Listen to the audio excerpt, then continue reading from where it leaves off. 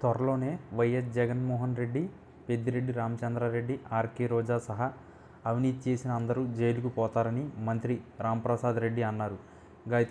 గత ఐదేళ్లు రాష్ట్రంలో ఉండే భూములు మొత్తం దోచుకున్నారని, గత ప్రభుత్వ హయాంలో తప్పులు చేసింది కొక్కులన్నీ ఇప్పుడు బయటకు వస్తున్నాయని విమర్శించారు. పెద్దిరెడ్డి అడవిని ఆక్రమించుకుని గెస్ట్ హౌస్లు కట్టుకున్నారు, రోడ్లు వేసుకున్నారని మండిపడ్డారు. రోజా డైలాగులు సినిమాలో పనికి వస్తాయని, రాజకీయాల్లో కాదని మంత్రి రాంప్రసాద్ రెడ్డి విమర్శించారు. చిత్తూరులో మంత్రి రాంప్రసాద్ రెడ్డి మాట్లాడుతూ, త్వరలోనే వైఎస్ జగన్మోహన్ రెడ్డి, పెద్దిరెడ్డి రామచంద్రారెడ్డి, ఆర్కే రోజా సహా అవినీతి చేసిన అందరూ జైలుకు పోతారు.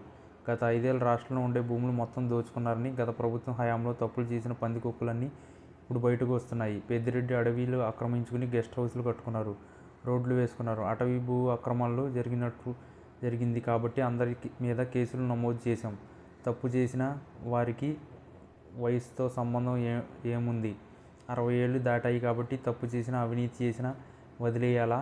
తప్పు చేశారు కాబట్టి 10 గంటలు, 15 గంటలు కాదు, ఎన్ని గంటలైనా విచారిస్తారు అని అన్నారు.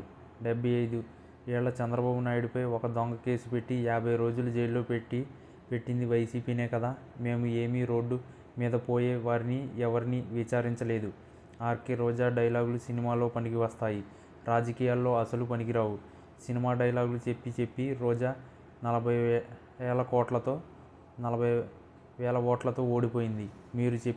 మీరు చేసిన తప్పులకు శిక్ష అనుభవించాల్సిందే అని మంత్రి రాంప్రసాద్ రెడ్డి హెచ్చరించారు.